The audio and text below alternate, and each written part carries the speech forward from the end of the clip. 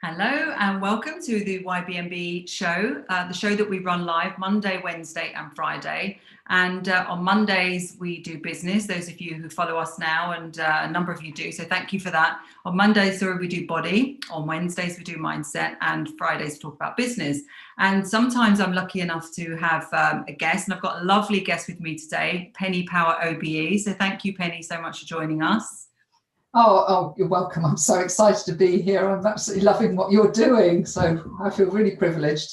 Well, I'm really pleased to have Penny, and you'll see a bit later that she's got some fantastic perspective really on mindset relating to business. And very often, as you know, with YBMB, I talk about the connection between body, mind and business. And so Penny is a great guest for this today, being the mindset day. I've known Penny now for a number of years. First time I saw you, Penny, you were on stage talking about digital marketing apprenticeships, where you had been very instrumental in actually creating that. And I know that you were awarded your OBE for that, amongst many other things. But another really amazing part of your career is that you were the first founder of a sort of social network or a social community, even before Facebook and LinkedIn. And you were saying that Reid Hoffman, who founded LinkedIn, was actually even one of your members. And originally you were sharing the stage with LinkedIn and Facebook, and you created an amazing community called E-Academy. You've written a couple of books about it, because you went from sort of having that and being a real leader there to being really, I suppose, a series of unfortunate events, you would call it in one respect, but a series of sort of really amazing learning opportunities in another, because you're about to IPO, and then the dot-com bubble burst about 4 or 5 days just before you're about to do that.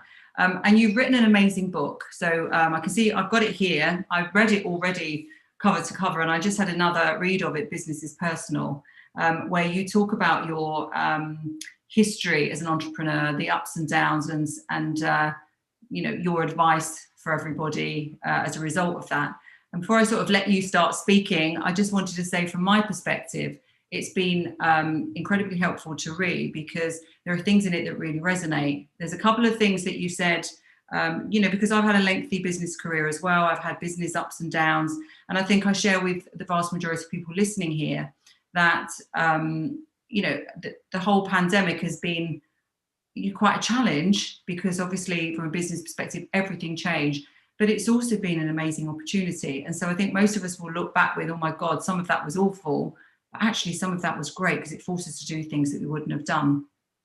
So yeah, there's a couple of things in the book that I'll probably read out at some stage. But tell us a little bit more, for people that don't know you, if they only got to go on Facebook and LinkedIn, and they will find out. But tell us a bit about your business journey.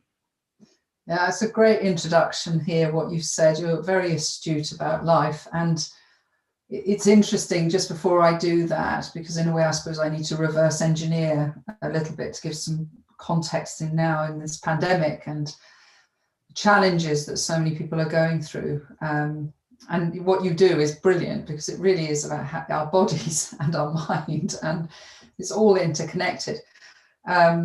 I really believe that adversity is the friend of innovation. Yeah. And but it doesn't feel like it when we're in it. And I suppose my story is one of adversity, but I'm not coming at this from, say, a poor me or being a victim of it. In fact, now I'm out of it. I look back and I have a sense of pride in how I handled things, and I think that's important when you go through adversity. Not an ego-driven pride, just I think actually that strengthened me as a person. So anybody who is experiencing particularly business adversity, I can't go into grief at the moment, although I've experienced that as well.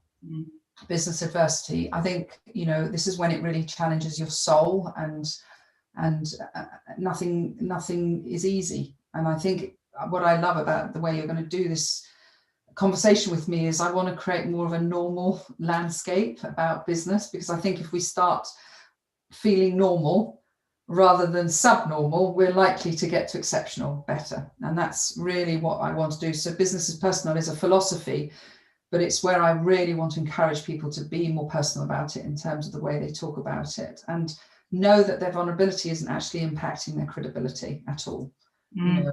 So in answer to your question, well, thank you. Yes, you mentioned this thing, which I think was a really pivotal moment in my life when I was 33, so I'm 57 now, was to come up with this idea to create a friendship network for business owners online. And at the time there was MySpace and Friends Reunited. So we all have to take ourselves back. Some people won't have even been born then, but take us back to 1998. And there was a lot of excitement about these networks. And a lot of people going around saying, I've got a lottery ticket in my hand, which effectively was their business card that had a www on it, because they all felt that they're going to be overnight millionaires because the dot-com boom. And my husband, I was at the home with 3 children at the time, under 5. And whilst I'm very intrinsically love being a business person, I was transitioning from a job that I left when Hannah was born, when I was 29, where I was a sales marketing director of quite a large company, more of a corporate lifestyle, I suppose, into who am I going to be now? I'm a mum and I need that flexible life, which was very important to me. And so in February 98, we were sitting in a Pizza Express, and I said to Thomas, who was running his own business, amazing, he's my husband, amazing networker, and always loved cutting edge technology. I said, you know, this whole internet thing is going to create a lot of loneliness and business loneliness, because you know, we're experiencing this now, remote working, you know, we need people, and we need people because it validates us and it gives us a sense of belonging. And that's a really important human need, because if I feel like I have meaning to you, that helps my self-esteem. If I have self-esteem, then I'm going to be able to achieve more. I'm going to use my voice more. And that's really important. So we started Academy in 98, literally by putting together a platform.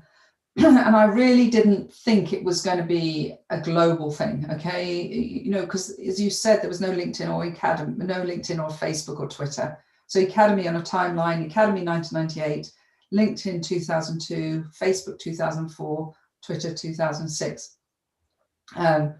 So it was a really interesting time, because how do you start something that nobody else has ever done? But networking wasn't a new concept. And we all know, you know, to me, the best networks was one that somebody explained in the town where I live. They used to say at the wine bar on a Friday night, all the local businesses used to pile in there as friends. And that's where business happened. Yeah, of course. Yeah. And I loved that concept. And I read Permission Marketing by Seth Godin, and it was turn strangers into friends, friends into customers. And I loved that concept. You wrote a book as well around that time. Was it called Know, Like, Trust? Know Me, Like Me, Follow Me. That's right. Yeah, which is great. That was my first book. So how do I get known and liked and then followed? Yes. So so we started Academy, but you know, I wasn't an entrepreneur. Okay, that's really important. Well, I think that is such an important thing. You know, when people beat themselves up if business doesn't go quite to plan, you know, business is such a set of skills. And I was talking yesterday about know your optics. What I meant by that was know your numbers. You know, if you run a business, much as people say, follow your passion, do what you love, you know, it's a bit like a pilot trying to fly a plane because they love it, but doing without the dashboard. And if you don't know how to, I'm not saying you didn't, but not business people, you know, they don't know about balance sheets and cash flow and different types of cash, where it's coming from and which is good cash and bad cash and, you know, accounts payable and all that. And they don't know about it. And when great ideas get put into a business, you can really surge it forward. But you got to, you know, it's a different, I think people who go into business are very tough on themselves sometimes, that if things don't go quite to plan. And yeah, you wouldn't expect to be great at anything else without a bit of, you know. No, absolutely. And you're absolutely right. There are a phenomenal amount of people. It's so easy to start a business now, isn't it? So many people build it, start with passion and think that passion is going to help them bring clients. They have no idea how to market, manage and everything. So when I say that I wasn't an entrepreneur, it was more around mindset. Yeah.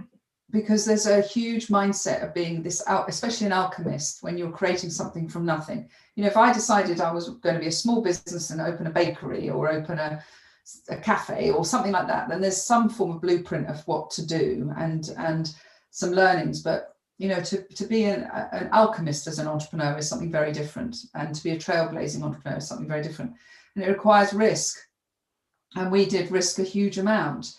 But what happened was, my intention is, I love this conversation with you, Angela. I love you and I feel a connection with you, and I want to have that connection with you. Yeah. When we built Academy, it suddenly became a machine. Yeah. And the very essence of the feeling of being connected to people got taken away, really, because suddenly I had this identity in the world of this person who founded this amazing business and was on stages with, very impactful people. And I was suddenly running a machine, and I was probably the loneliest person in the network, because I was that classic leader that couldn't really tell anybody the truth, because I didn't want anybody to feel vulnerable. Yeah. And Thomas I think so many business owners are like that, actually, because if you were to go now to an event where there are a load of business owners, let's say in the recruitment industry, and you ask people how it's all going, and they go, absolutely great, surprisingly really great, everything. And yet you actually look at the stats, same with estate agents, you look at the stats, it's like no one actually wants to really say, oh God, it's terrible, because we want to be boosters, we don't want to be drainers. And we also, I think, we have an inner belief that we're going to get by, I'm sure you feel the same, you're going to get over hurdles anyway. And I don't really think the more hurdles you encounter as a business owner, or even within a business, someone else's business, the more hurdles you encounter, the more you're able to resolve it, and the less significant and showstoppy they feel. So sometimes you feel like, oh, you just don't want to mention it anyway. But I think that thing you said about that feeling does sit with everybody, but you have different degrees of ability to hide it.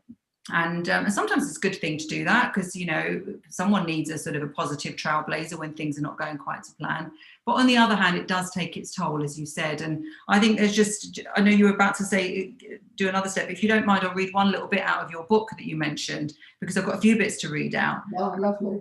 I was flicking through it this morning, and there's so many great things in this book. But one of the things that you said here is, when you wake up, and a number of things you could feel like, which will give you a signal that the business is not right anymore. And one of the things you said is when you lose the passion you had because the business is starting to be something you don't want. And I think that's more or less what you were saying there, that you suddenly realize you've created this machine. I certainly have felt that, where, suddenly you turn around and you've created this machine and it's such a responsibility as well. And it becomes such a challenge to try to keep everybody on the same page. And I know all the books tell you about culture, but you've also got to be falling in love with your client. And when you have so many clients that you don't know, then you lose the ability to really touch them that closely. So it's a big challenge scaling a business. I think not enough is said about that. And businesses have a natural life, like a person. They go from being a child business to a teenage business, to an adult business, to an old business, a mature business, and finally a dying business very often. So I think that's a lot of stuff that we probably know now that many people don't when they go into business. Yeah, absolutely. And I think for me, the passion I had on the 7th of February 1998 is exactly the same on this day. Yeah. And it's my sense of purpose and passion is not changed. I absolutely fundamentally like to help to make people connected, for them to really know that they have significance, that they're heard, that they matter, and help them to have the confidence to grow their business. And that absolute belief that I had then is exactly the same 23 years on. What I had to discover was the different vehicles that I could express that belief through.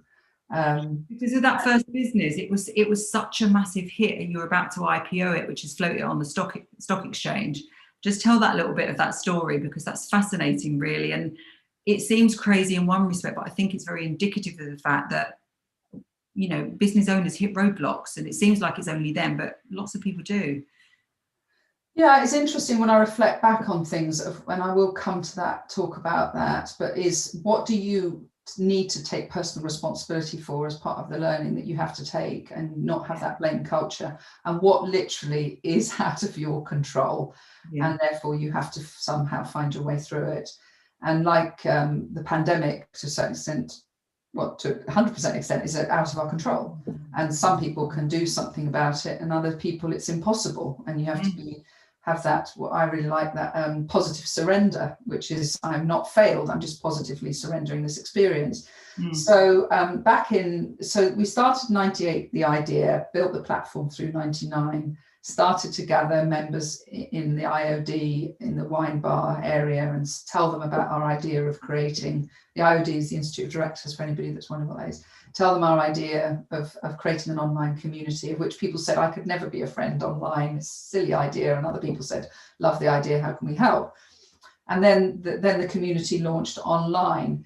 And then we started having events in London, and more and more people were coming, and it was very much in the early days the .com people, because they got it and they realized that there was a lot of collaboration, a lot of stuff that could happen, a lot of learning together if they joined together in our events and online. And then there was this whole .com frenzy around an IPO, and we were approached by a nominated advisor type person who said, look, you really are ripe for an IPO. This was about 18 months into it. So we said, well, what will that take? And really there wasn't a desire for megalomania success, but we were starting to have a hungry machine that needed money. And we had remortgaged, and we'd done what we needed to do to get to that point. We'd brought in a seed investor, and it seemed right that we were going to need to do that. And it was the thing, everybody was doing it. So, but there was about 9-10 months of preparation for that. Plus you have to invest massively in your business for it to be investable ready. So we had to get an office, we had to bring in more staff, we had to make things a lot more shiny, we had to get some more investors, because you always have to get your more seed investors. We got a large pension company to underwrite it, because they said this is something we believe in, and then you're ready to go for an IPO. So in a way, you're a small team, there were only 4 of us, trying to manage the culture, bring people in, support it, but at the same time you're preparing a business for something really significant. And so we were valued, and I've got the newspaper cutting actually, the business was valued at £66 million. We hadn't cut a single invoice. It all felt a bit strange to us. We were thinking, this is really weird. I remember lying in bed with Thomas and saying, here we are, we're 33, 34 years old, and actually this is a great idea, but it's very weird to have investors in something that we've not actually made any money from yet. No, we're not invoicing anything. We had some sponsors, and that was it. And then we were 17 days away from, you get a countdown, 16 days away, 15, and then eventually the .com crash happened, and last minute .com went out with Brent Homan and Martha Lane Fox. That went out, and then we got the phone call saying, really sorry, your IPO has been cancelled because of the crash. So, do we blame ourselves? Do we say that's circumstance? What is the learning in that? I don't know. It's just a very difficult challenge to go through, because we had all these costs, we had these expectations, and we now had all these seed investors that were saying, you haven't IPO'd. And Thomas and I at the time, we were worth £22 million at that point on paper. That you can't fail when you've got 3 children to sort of make you think, gosh, this is going to be really significant, what we can do. Not to have a yacht in Saint-Tropez, but just it felt good. And so it didn't happen, and we went from having about 650 people to an event to about 10 people turning up the next month, and they were all devastated, and it devastated the .com world, because all these people with their lottery tickets with the www, it affected them as well. But the transition that happened at that point were 2 things. One was, there's nothing like that to test how much you're committed to your beliefs around your business. That's one very important thing. If you can overcome adversity and not decide to give up at that point, there's something very special inside you that believes in it. The second thing is that suddenly the .com industry had to become proper businesses. They had to, because and they had to start thinking about, where is the value in my business? And it was very good that. And then actually our business started to morph, our community, from being the .com business network to a general business network. And that is the real beauty of it, because then you've got any walk of business coming in, and that diversity was very powerful. And then you continued that business, and you started to get, good revenue and everything, and you ran that for a few more years, didn't you? Yeah, so we then decided to launch subscription, because actually as it grew, we started to realize, and I'm sharing this because there's some people that might be thinking about building a community. And I really believe now is the age of community like no other time, but small, intimate communities. You don't have to go big. And so I'm going to share this because it's important. For anybody building community, one thing that was absolutely critical to us is what's the culture of our community. And we knew that we didn't want fake. We knew at that time we could start to see people coming in with stupid names. And so we said, look, first of all, how are we going to organically grow from now on? And how are we going to make sure we secure and keep this community safe? And both of those are about sustaining your business in the right way. And so we were the first people to introduce a software as a service, really, like networking as a service. You know, we had a subscription, people signed up. It was unbelievable getting that set up because the banks weren't really familiar with that. And people were paying us on a direct debit, €10, £10 or $10 a month. And it was very powerful. And, you know, we had 35,000 people paying that. We suddenly had a proper business. And that ran for a few years and like that. And then LinkedIn came in, and Reid Hoffman had been on our, and I'm not taking any credit for LinkedIn for many reasons. One, you know, I think anybody could have come to the same conclusions that we were coming to. But he came in, and he came in with $330 million worth of funding and a different mindset, and a mindset of don't bother about that friendships, that fluffy stuff. This is about business. And that really grabbed all the corporate people and the testosterone-driven, success-driven, results-driven people. And so this is just about what you do. And it became this network, whereas we were a community. It's much easier to be part of a network. When you're part of a community, it takes effort because you're a citizen of it. You have to give as well as receive. And so then we were up against a culture divide around what we believed in and what they believed in. Plus they went free. And so now in a business world, they weren't going to necessarily get as many fake people in the corporate world, and they were mostly corporate.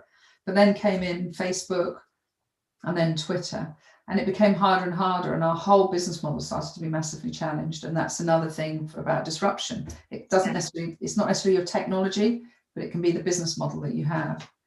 And I think that's one of the lessons from that is, you know, and again, hindsight's a really great thing. Well, firstly, it's no bad thing to lose to competitors like Facebook and LinkedIn. I mean, if you're going to lose to a competitor, you know, that's a good one to go if there are good ones. But also to realize that when you start something, it's always going to morph into something else. And, you know, best laid plans are still there, going to be changed. It's all, you know, we get taught in business books, always have an exit plan in mind and all of the rest of it. But, you know, these things have to be fluid because you just don't know what's going to happen. You know, I was just teaching last night on the YBMB program. We do different levels. And last night was a coaching session on finance. And I always start with big picture, which is, you know, read the FT, find out what's going on globally, think about how that could impact your business, then bring it down and sort of start to look at what's going on in the markets and how that news is really impacting the economy, and then bring it down to your own business and sort of reconsider whether you're going to change things. So, you know, what goes on in the world has such an impact and you can't predict it very often. But what you can do is learn from, you know, what happened and move forward. But I know that, I mean, people should buy your book and have a read, you know, because they, you know, I definitely feel that how you describe it, there's one, I won't sort of, this is a little bit where you talk about the emotional impact. I won't read it now because I don't want to, you know, make people feel sad, but you're very vulnerable, very honest about how, you know, the emotional impact. And then you go on and you talk about, there's lots of lovely titles here about, you know, getting through past problems makes you happy and knowing you're no longer broken. You talk about your husband and what a rock he was because you know, added pressure really, that it was both of you in this business. And very often people have family businesses, you're all in, you know, it's got to work. Otherwise, you know, you've got to start from scratch again. So having been through all of that, and here you are again now with a, you know, lovely sort of new, more exclusive, I suppose, network. You call it the BIP 100. You can explain that a little bit more. But I'd love to sort of spend a bit of time talking about some of the lessons and some of the tips, because there will be people probably listening, either going through it right now or have gone through it and still licking their wounds, not quite sure what to do next. It'd be lovely to hear from you some of that stuff, and tell us about BIP 100 as well. Yeah, well, that's generous of you. And yeah, the book, I am very open, because I've always been very open. I'm very emotionally open. And my mum told me I was too sensitive. My first boss told me I was too emotional. It's just who I am. And I think we have our personality and then we have our character traits. And what I learned was, aren't there? And you know, we're all driven to a greater or a lower extent by some of them. And love and connection is one of the key. Absolutely. And Absolutely. a lot of business owners, Yeah, and there are parts of my personality that, whether it's right or wrong, I'm not going to change that. It's why my husband loves me, why my children love me, why I love myself. Yes. Okay, so, but there are things around my character that I've had to learn, around things that we can all do, because we can all have the courage to change aspects of ourselves that's not serving us well. I was far too agreeable. I wasn't assertive enough. I didn't understand how to have boundaries in my life. I had self-esteem and self-worth issues. Coming out of the academy really damaged my identity, and who am I now, and am I perceived now as a failure, and all this stuff. These are things you can work on hugely.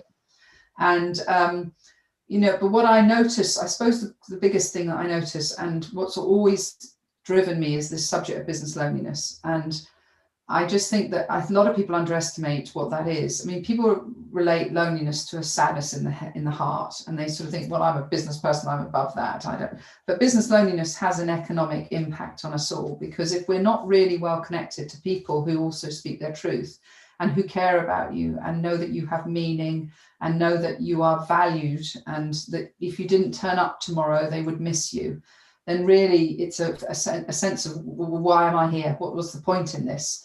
And if you look at Maslow's hierarchy of needs, we've got am I feeding myself? Do I feel safe? And then the third one is, do I belong to anything? And then we can raise our self-esteem, our self-worth, because we know in what way that we matter within that sense of belonging. So business loneliness really matters to me. And I think if we are lonely in business, it has an economic impact on our business. And if there is massive business loneliness, it's having an economic impact on the country. So let me just, justify why I'm saying that. So first of all, I have on my website, I have a health check people can take. It's 42 yes, no questions. And one of them is, do you feel lonely in business? Have you felt lonely in business the last 30 days? And over 50% of people consistently, pre-pandemic and during pandemic, have said yes. Now, the thing is, when I've really researched into it, yes, it affects our self-worth, as I've explained, but it can affect our ability to grow as a person. Because if we're only hearing our own voice and believing in our own self and never having a critical friend or the feedback from others, positive or negative, it's hard to grow. It can definitely impact our motivation and our mojo. And so it can reduce our disciplines in our lives. It can stop our focus, and it can make us very susceptible to, oh, that's a good idea over there, I need to do that. And that compare and despair world of, they're doing that, so I should do that. They've applied for that award, I should do that. And it takes away that control that we should have over our own choices in our life. It can definitely affect our resilience. And if there's one superpower we all need to have in business, it's resilience. I have to govern resilience every day. I have major triggers in my belief systems, and I've had psychological support on this. I've actually just booked to see an acupuncturist on Friday. I've been through so much over chronic stress over 11 years, which weren't just financial. They were loss of very close loved ones that died too young, my mum's dementia, my daughter being abducted and raped. So I had 11 years of chronic stress and anxiety, which I didn't know I had. And that's important to say that. I was mentally strong, but I wasn't necessarily mentally fit. And that might be something we can talk about. And so I still have triggers, and I know them, and they're this friend, if I could call it that says, Penny, you're going out of your comfort zone here, and is it going to help you grow, or is it actually something that's affecting you? And so this resilience thing is such an important subject, because everybody, there isn't a single person, no matter how rich, no matter how happy, no matter how loved they are, that doesn't have things in their day that triggers them, that makes them feel something that will affect them. And this world of connection, and where we can read so much, and so much news is given to us, whether it's fake news or real news, we have to be resilient. And what I discovered, if this is my cup here in the morning, it's a bit dirty, it's had a coffee in it, but in the morning it was already full of water. And if I picked it up in the morning and carried it around and something else happened, it would be overflowing. And I had to learn how to reduce that, and be more personally resilient. And a lot of that is about people having my back, and people believing in me, and people being a sounding board to me, and people being there for when something, you know, does go. I've got somebody at the moment saying they're not going to pay an invoice. Now they've gone through, I've had the most amazing testimonials from them. And it's not that they're financially challenged either. This person is very wealthy, but they've just gone off to Florida, this person, and has decided they're just not going to pay. Bothering. Yeah, that triggers me. So yeah, and I think because, like you say, these sorts of problems are everyday problems that we don't necessarily always talk about, but they're like the things that are nitpicking and dragging us all the time. So it'd be lovely to talk a bit for just the last bit on. So, you know, how do we become more resilient? I mean, I've got one which I just was reminded of when I was listening to Brené Brown the other day, and she talks about, you know, being on the court versus being in the stands. And, you know, as you said, we can very often, we need other people to rely on, you know, to sort of feed us emotionally, and, you know, someone we can share our sort of doubts and fears with. But I do think that we have to draw a line sometimes in who we listen to, as I think you said as well, because, you know, if some of those people are sort of sitting there in the stands, as it were, just telling us, well, they wouldn't do this and we shouldn't have done that, and if they were doing it, they do very, you know, I've lost count of the number of people who used to come into my office and actually tell me what I ought to be doing. And yet I think it was funny because I'm actually sitting this side of the desk, you know, and it's because I actually created this business that you're actually in here. So that might sound, you know, big-headed or whatever, but that is the case, that a lot of people sit in the stands and love to tell you what you ought to do. But what Brené Brown says is, if you're not in the court as well getting your ass kicked, that's the word she uses, then I'm not interested in your opinion. And I think that is, I love that, you know. And I'm completely with you. And I think it's one of the reasons one I have thing you can really decided to become a business mentor. I've resisted it for years because I used to have that imposter syndrome about it. But, you know, I agree with you. When you've been in there and you've fought the battles and you've come through them, and you know what it's like to get your ass kicked, which is a great expression. So, yeah, I think I'm trying to think what your original question here was. So really, I suppose if we end with a few top tips for people, that if they're probably sitting here going, I'm going to get Penny's book, and, oh, I like what they're saying, and you know, it's how I feel. Some sort of things that you've learned that. Well, I think really help.